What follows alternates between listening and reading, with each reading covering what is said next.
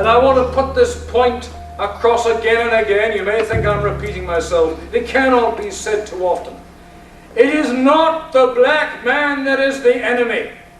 The black man is just a victim. He is a tool of the whole process. It is not the black man who is the enemy. The enemy is the white traitor who rules us today.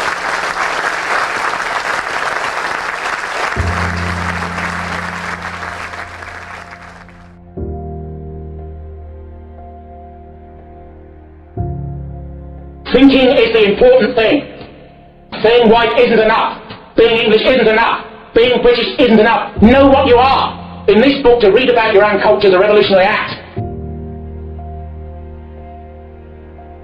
And what do you see as the likely prospect now? Still the prospect of the Tiber foaming with blood? The likely prospect is that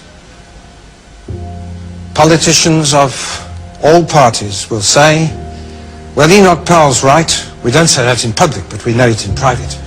Enoch Powell's right, and it will no doubt develop as he says.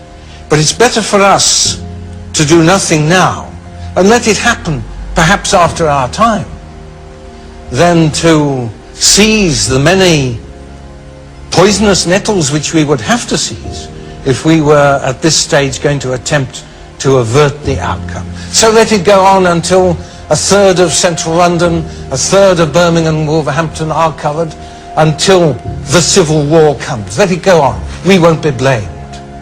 We'll either have gone or we'll slip out from under somehow.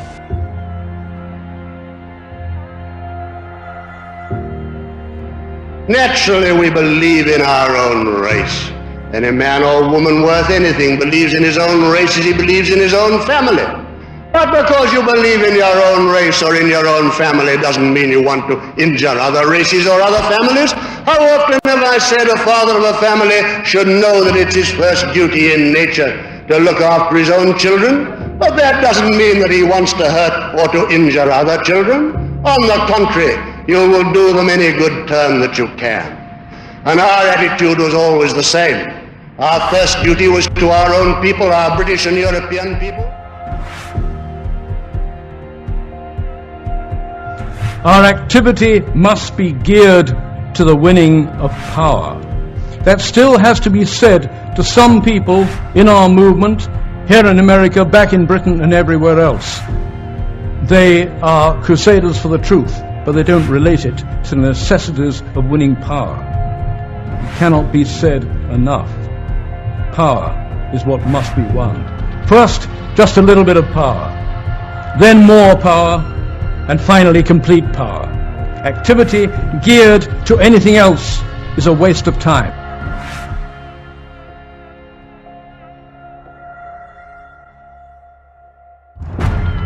So my role in all these right-wing parties and groups that I've been in one way or another, for the last 15 years, is to preach inequality.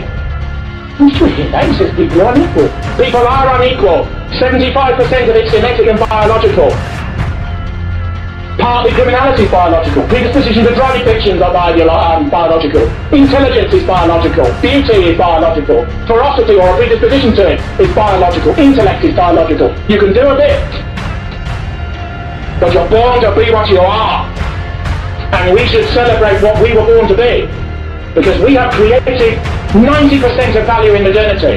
I am a modernist in many ways, because I believe we created a modern world that has been taken away from what it could have been. The modern and that which preceded it are not necessarily in complete opposition. If people with our sorts of values ruled modernity, everything about this society would be at one level the same and in every other respect completely different. People would still drive, contemporary cars, there'd still be jets, and there'd still be supercomputers and so on. But the texture and the nature of life would be different in every respect. How so? Firstly, cultures would be monoethnic. Secondly, there would be a respect for the past glories of our civilization. Thirdly, we would not preface every attempt to be strong by saying, I'm sorry for what we have done. We're not sorry!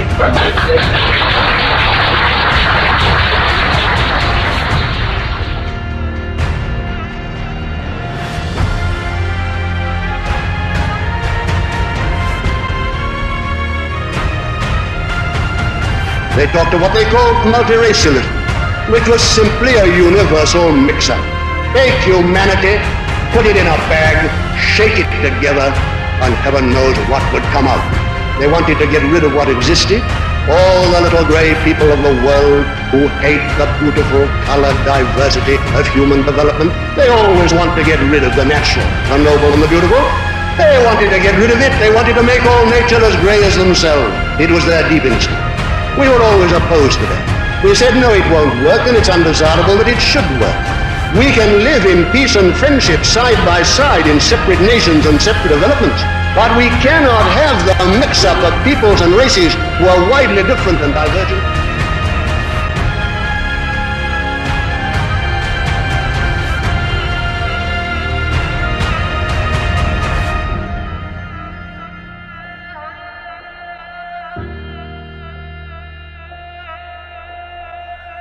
Black and white, boy and girl operate in this language together. This language which is wholly false, which is a Jamaican patois that's been intruded in England. And this is why so many of us have this sense of literally a foreign country.